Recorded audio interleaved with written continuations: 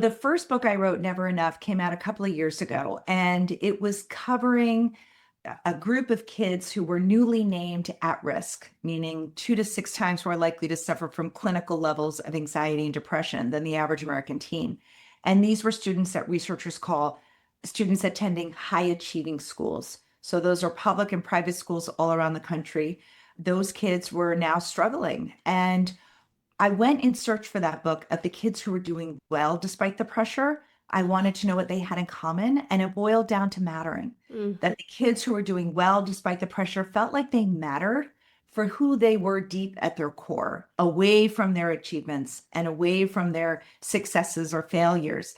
And as I was researching the book, it struck me in my conversations that so many adults in their lives felt like they didn't matter, whether they were doctors in major hospitals feeling crushed by insurance companies, or parents working in finance feeling replaceable, others feeling invisible.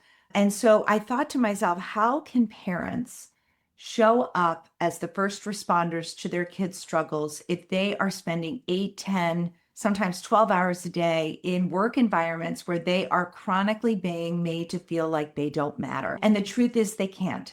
So we are right in sounding the alarm on the youth mental health crisis, but we would be just as right to sound the alarm on the crisis of the caregivers in their lives. Welcome to the Evolving with Gratitude podcast. I'm your host, Lainey Rao. I'm an author and speaker, and I'm here to help you optimize happiness, relationships, and performance. What does it really take to thrive? Not just achieve, but genuinely flourish in our work and relationships.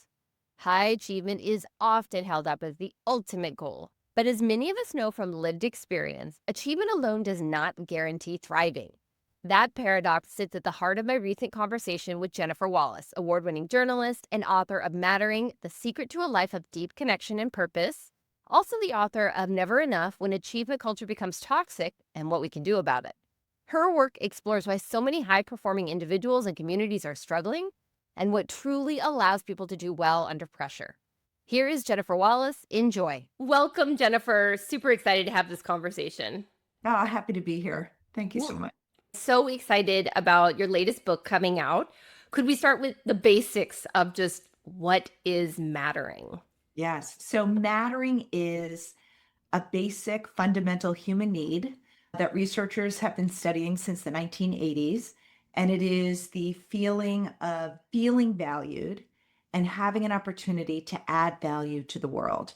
So the researchers who study it say that after the drive for food and shelter, it is the motivation to matter that drives human behavior for better or for worse. So when we feel like we matter, we show up to the world in positive ways. We want to engage, we want to connect, we want to contribute. But when we are chronically made to feel like we don't matter, we often withdraw. We can turn to substances or self-harm to try to alleviate the pain, or some of us may lash out in anger. Road rage, online attacks, political extremes are often desperate attempts to say, I'll show you I matter. People will go to extremes to try to get this need met.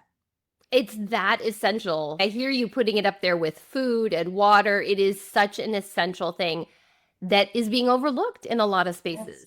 That nobody thinks about, nobody knows about this need. I should also explain that mattering is described by researchers as a meta need or an umbrella term, meaning it's a need above other needs. So it also meaning that it encompasses other needs, things like belonging, connection, mastery, self-determination. But mattering goes deeper. For example, you could belong to the accounting department at your company, but not feel like you matter to that accounting. You could belong to a friend group, a wide friend group, and not feel like you actually matter to those people.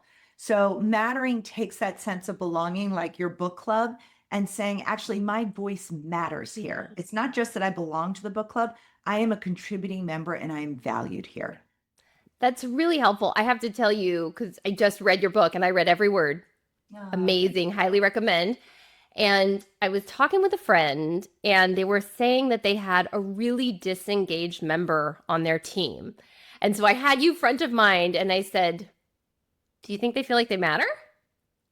And the person completely paused and goes, wow, I don't know. And I said, maybe that's something to think about. Maybe they feel like their contribution isn't important to everyone, and that is having them step back a little bit and not be as Yes. engaged. Yes, I have found in the research on workplace engagement that mattering can be felt or not mattering on a spectrum. Yeah. And I think about burnout as the idea of mattering too much Oh, without your needs ever being prioritized. So I think about caregivers, I think about first responders, I think about people who are overwhelmed, CEOs who just matter too much, but their needs are never prioritized. And then on the other end of the spectrum are people like your friend was talking about who don't feel like they matter. And so they disengage as a form of self protection. yeah. If I don't feel like I matter, then I'm going to disengage here so that I don't actually feel that pain of Mm. not mattering. So yeah, I think you hit it on the head. I want to take just a tiny step back because I think it would be helpful for people listening to understand there's a connection between your previous work, which is never enough. And really, that started this conversation about the achievement culture. And can you walk us through how that deep dive led to this Yes. deep dive? So the first book I wrote, Never Enough, came out a couple of years ago, and it was covering a group of kids who were newly named at risk, meaning 2 to 6 times more likely to suffer from clinical levels of anxiety and depression than the average American teen. And these were students that researchers call students attending high achieving schools. So those are public and private schools all around the country. Those kids were now struggling. And I went in search for that book of the kids who were doing well despite the pressure. I wanted to know what they had in common, and it boiled down to mattering. Mm. That the kids who were doing well despite the pressure felt like they mattered for who they were deep at their core, away from their achievements and away from their successes or failures. And as I was researching the book, it struck me in my conversations that so many adults in their lives felt like they didn't matter. Whether they were doctors in major hospitals feeling crushed by insurance companies, or parents working in finance feeling replaceable, others feeling invisible. And so I thought to myself, how can parents show up as the first responders to their kids' struggles if they are spending 8, 10, sometimes 12 hours a day in work environments where they are chronically being made to feel like they don't matter? And the truth is, they can't. So we are right in sounding the alarm on the youth mental health crisis, but we would be just as right to sound the alarm on the crisis of the caregivers in their lives.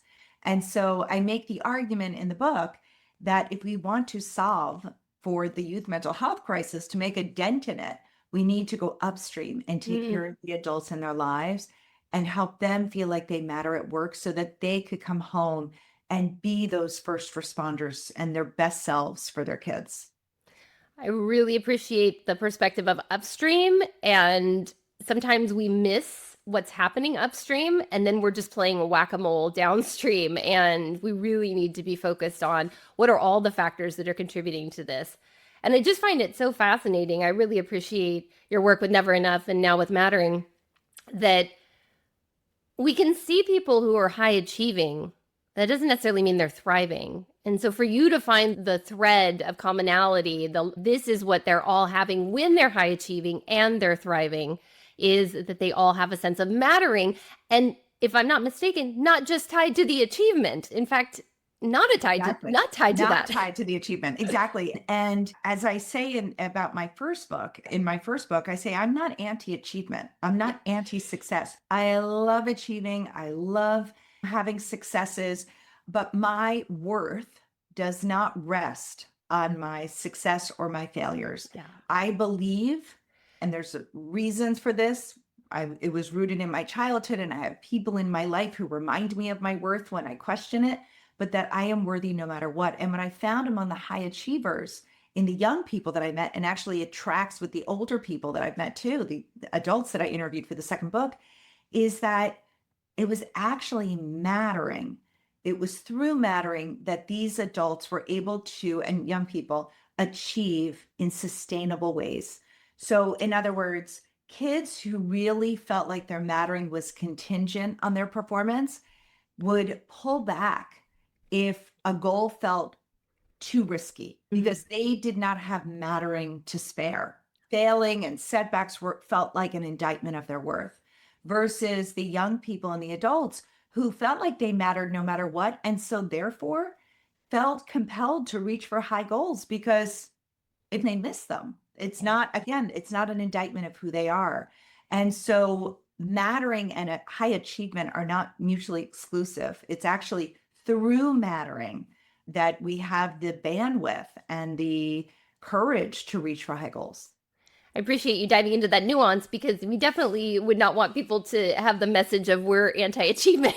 No, we want achievement, but sustainable achievement, and that people don't feel like their worth is tied to their latest accomplishment or their grades or anything, especially when there's so many things out of our control that sometimes dictate that level of success. And it is a countercultural idea, bizarrely, that our worth is unconditional. I quote sometimes the Dutch theologian Henry Nouwen, who has talked about the three great lies of our society. And those are I am what I have, I am what I do, and I am what people say and think about me. So those are the things that erode mattering. Those are the things, those lies of our society put up hurdles to this idea of unconditional worth. And so I think the first step is, as an adult or as a caregiver, is to point out those lies. And one of the things I love doing with young people when I talk to them in schools is I like to say, the next time you don't feel worthy, the next time you don't feel like you're enough, I want you to pause and I want you to think about who is profiting off of making you feel that way. And they all go, oh, it's this big revelation. But I also say that to myself. If I'm feeling like I'm not enough, why? Yeah. Why am I feeling that way? And it's often because I've let my deep connections go because I've been too focused narrowly on work, which happens from time to time when you're trying to meet a goal. But if you are an adult and you are feeling that way, the first step is finding the people in your life who remind you of your worth, who make you feel like you matter, and start spending a little more time with them.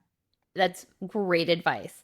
I'd love to have you share about the mattering core and what are the elements, because that is a big part of how the book is organized. And I know the listener can't see this, but there are a lot of Post-its in here. And at some point I was like, okay, I need to have a higher bar for putting a Post-it on it, but there's like everything underlined.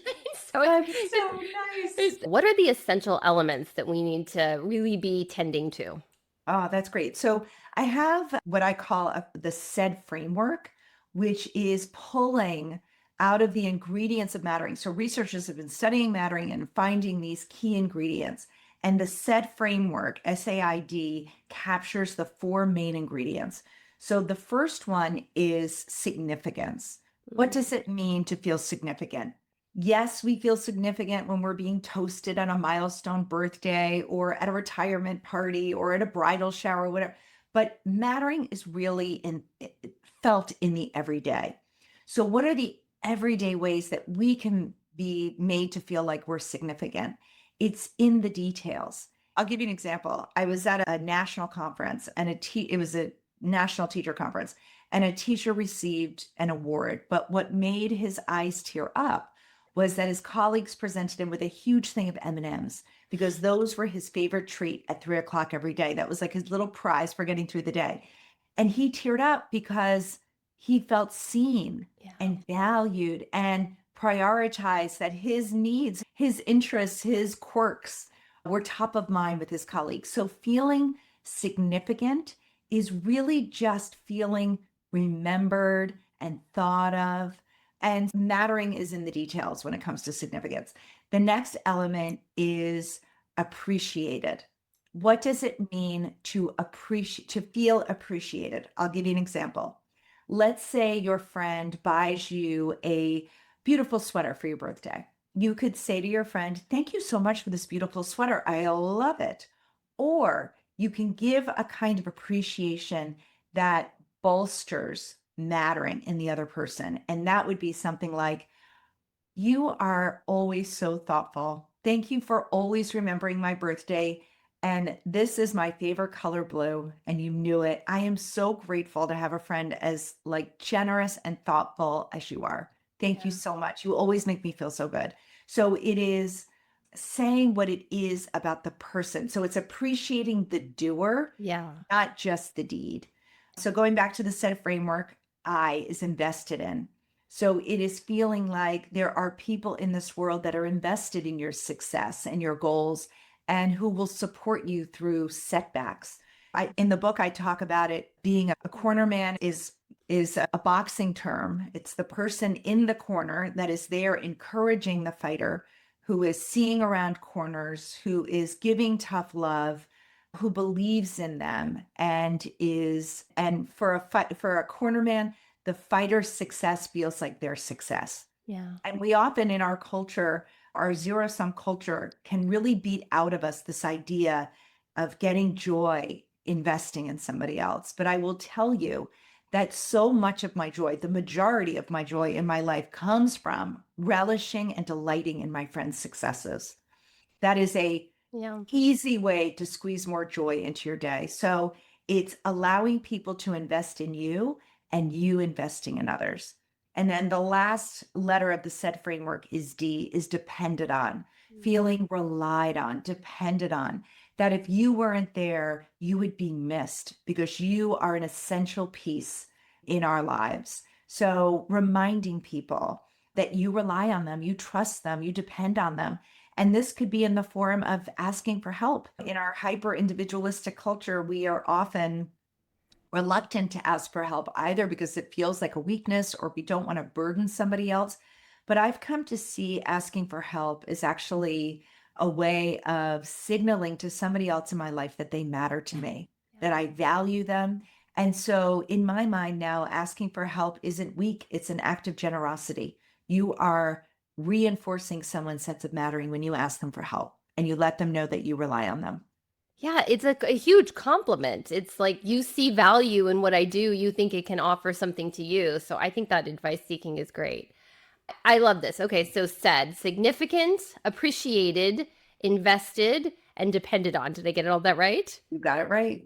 Okay, I want to lean into the appreciated part. One of the Great. things that I really, oh gosh, appreciated, sorry, but one of the things I loved in the book is you gave very explicit examples of people who are doing important work, firefighters, teachers, who don't know their impact, usually as it's happening. So the example of the firefighters, and this is just like mind blowing to me, but the fact that these first responders are there doing this important work and then they hand off to the hospital or to someone else and they never, and I'll let you continue with that as you will, but it's also having a lot of years in education, seeing that as a real challenge with educators as well, because a lot of times, unless that kid comes back and say, here's what you did in second grade that changed my life, or here's what you did in English that made me actually love reading, there's just, you don't know the impact. It's sometimes a little far down the road. It's happening in the moment, but you don't necessarily see it in that moment.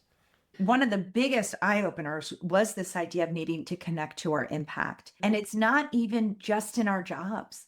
It is offering somebody a piece of advice and never knowing if they took it or if it worked, right? I have people in my life who often come to me and ask me for advice, and then I never know. Did the advice help them? Did they take it? Did they value it? So close the loop. Let people know that their efforts, their advice to you, the energy that they're putting into you, that you appreciate it by closing the loop. Another way of closing the loop is sending a simple text to somebody saying, if it wasn't for you, dot, dot, dot. If it wasn't for you, I wouldn't have had the courage to go for this job interview. Thank you for believing in me before I even believed in myself. Or if it wasn't for you, dot, dot, our family gatherings would not be as fun. Your humor and warmth make us feel closer together. If it wasn't for you, our department at work wouldn't feel as cohesive. You are such a critical part of the glue that keeps us together. So it is connecting people to the positive impact that they make in the world. And it's either because we are brainwashed into feeling like we need to be self-reliant. And so we are reluctant to admit when others have added value to us, or that we're just too busy and going through life on autopilot that we don't stop to reflect on the gifts that other people give us. And so, what I love about mattering is that it stops you from living life on autopilot and it forces you to be more awake, Yeah.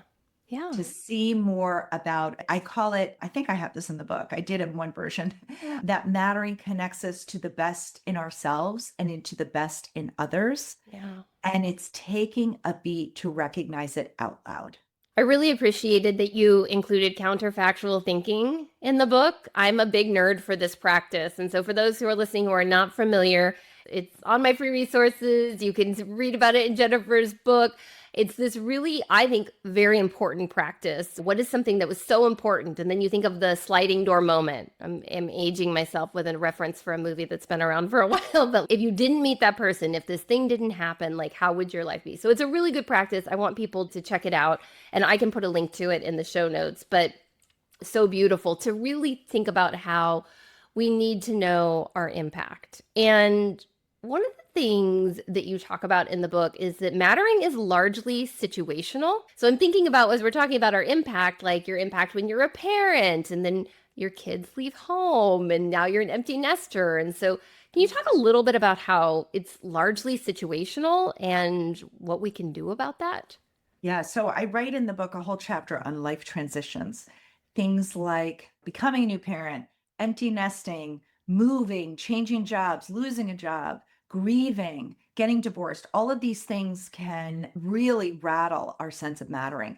Mattering is not something you have once and you put it up on your shelf like a trophy. Mattering is something that needs to be continually fed or it will erode. And when you are going through a life transition, you can suddenly lose a sense of mattering. I'll give you an example. When my husband and I got married, we moved to London.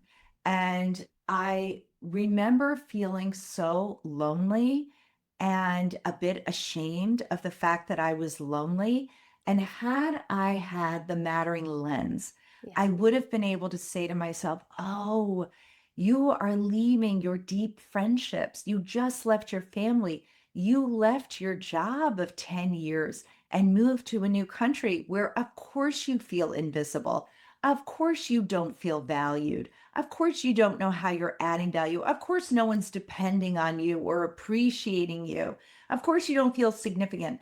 And instead of personalizing the loneliness, there was something wrong with me. Instead of putting it into greater context and saying, oh, it was actually my mattering that was taking a hit, it would have helped me recover faster. So, what are the ways you can recover during a life transition? At first, I would say the first step is to recognize that you're not the first person to go through this. It can feel deeply personal and shameful, but if you can take your self-focused lens and push it out, you will see that there are other people in this world that have gone through these hard things too and have come out the other side. So then it takes you to your next step. It is looking for role models. Those could be fictional. They could be people on podcasts, people who have gone through grief or a divorce or feeling crushed by childcare responsibilities. There are lots of podcasts and resources and stories of people who have gone through similar changes. So I would say seek out role models, even people in your life who you can invite for a cup of coffee and say, I'd love to ask how you went through this. Boy, is that a way of making somebody else feel like their experience matters. And then another tip I would give is to harness the power of invitations. What does that look like? It means there's a woman I have in the book who went through a divorce. And she was talking with her therapist about how she was no longer being invited to couple events, couples dinners. And the therapist said to her, then you start hosting dinner parties. And that shifted something in her. You can accept an invitation or you can issue an invitation. And those are easy ways of building back our sense of mattering. So I would say if you are going through a life transition that is leaving you feeling lonely and untethered, to either issue an invitation, it could be a small invitation, or accept an invitation. And that is a pathway back to mattering. Those are really concrete tips. I appreciate that. And there's a through line in your book of agency.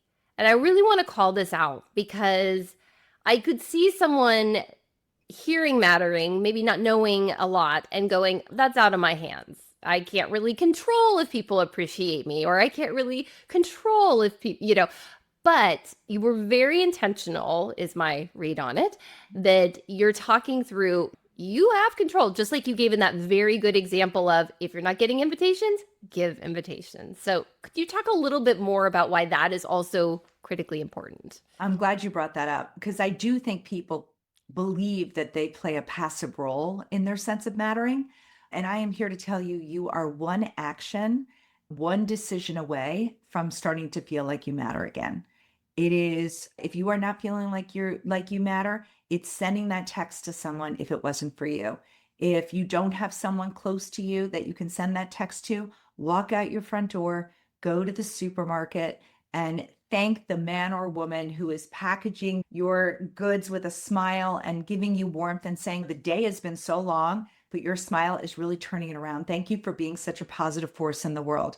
The fastest way to feel like we matter again is by reminding someone else why they do. And I will tell you, if you are feeling like you don't matter, I'm not saying this is easy, but what I am saying is, as a human on this earth, you have a responsibility to matter again. Yeah. And you do have agency in doing that. Yeah. So I'm glad you brought it up because, and I'm not saying it's easy. I'm not saying issuing an invitation or accepting an invitation when your life feels messy is easy. But I will say that people often, and this is according to the research, overestimate how people will view their messy lives. There's actually research I have in the book called The Beautiful Mess Effect, which is when you are going through something messy. Maybe you're grieving the loss of a best friend and you're like, I need to get my life in order before I reach out to other friends. They can't see me messy like this. What the research finds actually is that if you do reveal some of your messy life to people, not all of it, but some of it, the other people see you as warmer and more authentic. Yeah. So the very thing you think is going to repel people is often the thing that brings people closer to you. So don't wait to have your life in perfect order. Open up a little window into your messy life and invite people in to help you put it back together. That's really great advice. And as you're thinking of it, I'm thinking of even just like simple examples. Like you don't want to have people over because your house isn't perfectly clean. I have never walked into someone's house and said, this house is perfectly clean. I feel so good about myself now. If anything, I have the opposite effect. I'm like, good for them. But wow, I really need to step up my game. So to show that humanness and that we're not perfect, that messiness, that beautiful messiness that you talked about is a very great way to make a connection with someone. Yes, very much. We all have messy lives. It only looks shiny on the outside. We all have messy lives, even the most polished among us, because that is what it is to be human. I'm looking at my notes and there's a lot of them. But one that stood out is personal policies. Share with us what personal policies are. I wrote an article years ago for the Wall Street Journal about the importance of personal policies. And the way I define them is like a company policy, like a simple guideline, a simple set of rules that you set up in your life of the things you do and things that you don't do. And so, a personal policy could be, I do not take work calls on the weekends because that is my time with my family. My husband has a personal policy. He does not do red eyes because it messes him up for 2 or 3 days after. So that is a personal policy he has. I have a personal policy that I just started since researching this book on mattering. I have 2 personal policies. The first personal policy is, and this is a practice that I have had to really practice, but now I'm good at it, is that I wake up every morning and I say to myself, I have 3 teenagers. I say to myself, what is one need that I have that needs to be met today so that I can show up and be my best self? What is what? Because I used to always put my needs last, and they didn't even appear on the list most days. But now and it's not narcissistic, my needs come first. It's one need that makes me feel like I matter to myself. Yeah. So I have learned how to have a personal policy where every day I have to do something that affirms the fact that I matter to myself. So that is one thing I do. Another thing I don't do is I have a personal policy that I don't cancel plans unless I'm sick. And so I will tell you that one personal policy has deepened my friendships because people know that I show up. Mm. And unless I am sick, I show up. So there is trust in the relationship. My friends feel significant and prioritized because I do prioritize them. It also makes me be careful about the commitments I accept because I don't want to cancel on people. So I look at my calendar and I say, this is too many nights out away from my kids in a row. So I can't accept that. And I try to be very thoughtful about what I accept on my calendar and what I don't, because when I accept it, people feel like a priority. And I will tell you that boundary does not turn people off. It makes people trust you. They know you want to be with them. And Yeah. if you can't pull it off, you just say, I am so sorry. I cannot pull that off this week. Let's try to find another time. Yeah. I think it's a great concept. It especially ties to when we were talking about mattering too much, the people who are burning out, the caregivers, the educators, the families, whoever it is. And that's just there's obviously a lot of ways we can be mattering too much. And we really do need to protect ourselves in that way. And I like the personal policies. I think that's a Thank good you. one. And to talk about the mattering too much a little bit more, the idea of mattering too much is that it's not a true sense of mattering. Mm, True sense of mattering, the kind of mattering that allows us to thrive, is when we balance our own needs with the needs of others. yes. When we balance mattering to ourselves and mattering to others.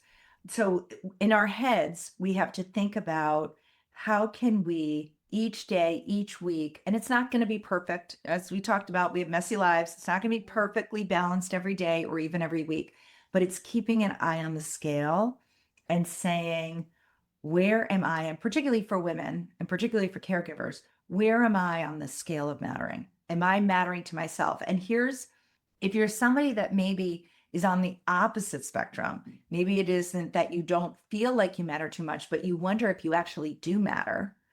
I have found this 2-question litmus test can help point why maybe you feel like you don't matter. So the first question is, do I have people in my life, 1 or 2 or 3 people who know me intimately for who I am at my core, who value me for my true self? Number 1, do I feel valued for who I am at my core truly? And 2, do I add value to the world around me, even in small ways? Yeah. So if you can answer yes to those 2 litmus tests, then that is how you connect to your impact.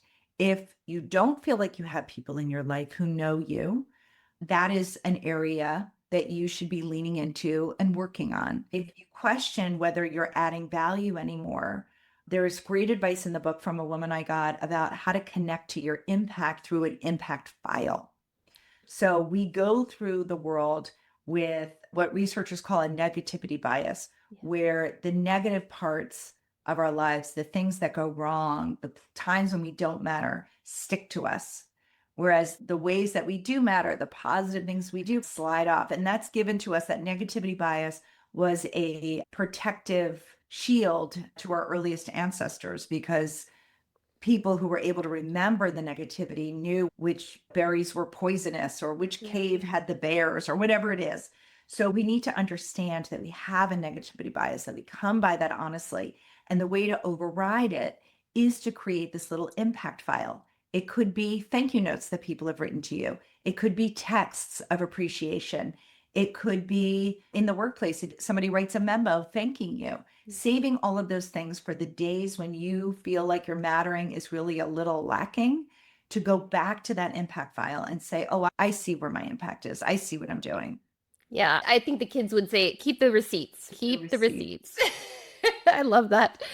All right. I know I got to let you go here soon, Jennifer, but one question I would love to ask you is if there was one thing that you can't share enough or you haven't had a chance to share, like I call it the thing you'd shout from the rooftops. Like, this is so important. If there was only one thing people could hear from you, what would that be?